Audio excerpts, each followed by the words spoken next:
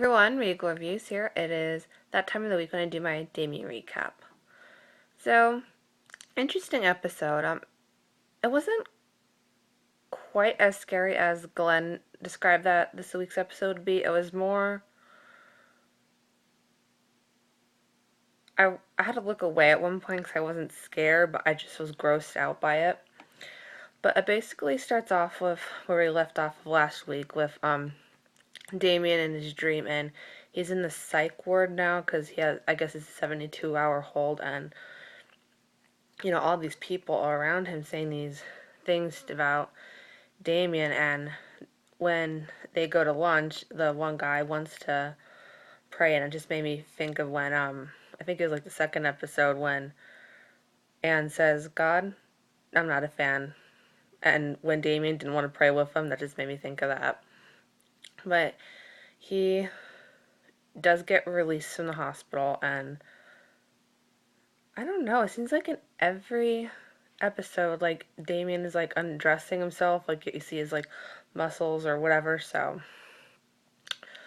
um, he goes back home, and he sees Amani, who's, restocking his fridge, and then you see that Simone, who is just causing more problems for him, and Simone's trying to tell Amani about the, the break-in that happened, and Amani realizes that she stole his keys, and when Damien walks in, he's questioning them both. He's wondering, because from the dream, he saw that Amani was working with Rutledge, so he was wondering if he knew who Lyons or Rutledge were, and then he's questioned Simone why she was in his apartment, so he orders them to get out, and if you weren't paying attention, you might have missed this, but Simone took something else from Damien's apartment right before Amani left. So, yeah, I don't trust Simone. I definitely think she's going to cause problems for him. And while he was in the hospital, Detective Shea was trying to inspect his pool after that whole demon in the pool thing. So he was trying to investigate that, and he was trying to start his own investigation to try to bring down Damien by questioning some of his boarding school mates and trying to get some information about Damien. And Damien goes to see Lyons first, and it seems like it looks like they're having brunch or something, and they're praying, but it looks like they're praying to the devil. He he questions Lyons, asking if he's working with Rutledge or not, if they're conspiring against each other, like what exactly is going on between them, and he doesn't exactly trust Lyons. He thinks that Lyons is pulling the strings, and that kind of made me think of The Godfather in a way. And I thought to myself that Lyons could be pulling the strings and orchestrating all this, but then he goes crawling to Rutledge asking for her help and trying to get Damien to trust him. So I found it really funny because it shows that it seems like Rutledge is the one who's in charge and know what she's doing, and it seems like Lyons is the weaker one in the way, because it looked like he was about to give up, but Rutledge was like, you let me talk to him, you let me handle it.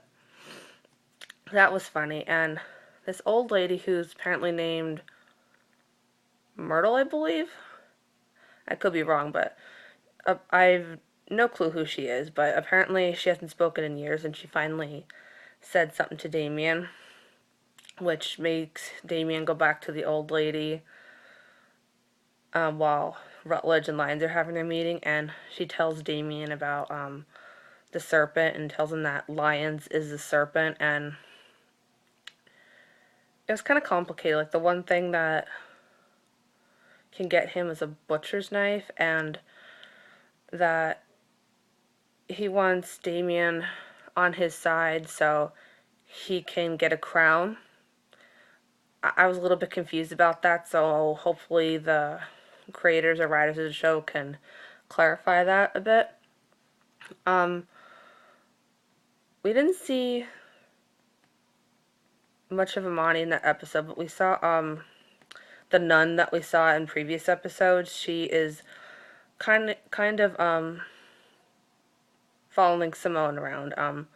Simone attempted to go back to work, but she's too preoccupied over what's going on with Damien, and when she's walking in the park, the nun stops her and tells her that she believes her and all the things that she sees and doesn't think she's crazy, and they have their own little meeting and they talk about Damien, and says that the nun says that there could be good in Damien, but then there could be evil, which we kind of already knew that. But they're talking. Simone mentioned that he tried to kill himself, and the nun says, "Well, he didn't die, so it was a miracle, and that he survived. That they're all doomed." And she wants Simone to help her out in the quest to take down the Antichrist, and Simone didn't really give a response, but we all know what her answer is going to be. She's going to be all for that.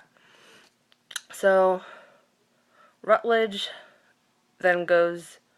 Well, actually, no, before Rutledge goes to talk to Damien, and this is the part I was talking about earlier, Lyons looks like he's performing this ritual with his goat, and right away I'm like, oh my god, what is he going to do with it? And I don't even know why he's performing this ritual, but he ends up killing the goat, and I had to look away because I'm such an animal lover, and I couldn't watch that. But then you see Rutledge going to Damien's apartment, and he wanted to push her away, but she lets herself in, and she tells Damien about the 7 knives and what they can do to him, how each one of the knives is meant for a part on his body, and that all the knives won't exactly kill him, but his soul, something with his soul, but only one will be able to kill him permanently, and Anne's giving him that option. And Damien's asking, why would you give me that option? And Anne responds saying that she basically said that I have lived my life to protect the Antichrist. I am here to serve. And he kind of grabs the knife. They kind of both grab the knife, and I don't know if he said do it, but she says, if this is what you want, and she looks like she's struggling a bit to actually stab him with the knife, and she couldn't do it. And that shows how much she truly loves Damien. Like I've mentioned before in my past recaps, that even though she's not his bio mom, she did raise him and did protect him like any mother would, and it also showed her loyalty to Damien. Like it seems like out of everybody Damien knows, Anne is the one who is most loyal to him. But at the ending scene, it shows the 2 schoolboys who were that Shay questioned, and you see the one who had the burns all over his body because Damien set his house on fire, and he just kind of stood there and got these like 4-degree burns on his body, and he did it. It was revealed that he had like an obsession with Damien, not a love, more like a heroic obsession with Damien. And he goes to question the other schoolmate, and he see all is fine. He said, "Oh, we should do lunch sometime." And all of a sudden, he takes these scissors, and I didn't know if he was gonna like cut himself or what, but the guy then with the 4-degree burns, he goes to stab the guy in the shower, and he literally cuts his tongue out because he said you should have kept your mouth shut because he literally because he stabbed him in the back. So guess what he got in turn? Stabbed in the back. So that's basically it for this recap. Next week, I'm not sure, but from the previews for next week, it looks like it's going to be more intense stuff with, I guess we'll see if Simone's going to be working with the nun or if Rutledge and Damien are going to team up. We'll have to wait and see. Definitely check out Damien if you haven't. I totally recommend it. If you want to catch Damien, it is on Mondays, 10 p.m. on A&E. I hope you enjoyed tonight's Damien and my recap. And until next time, stay regal, and remember, it's all for you.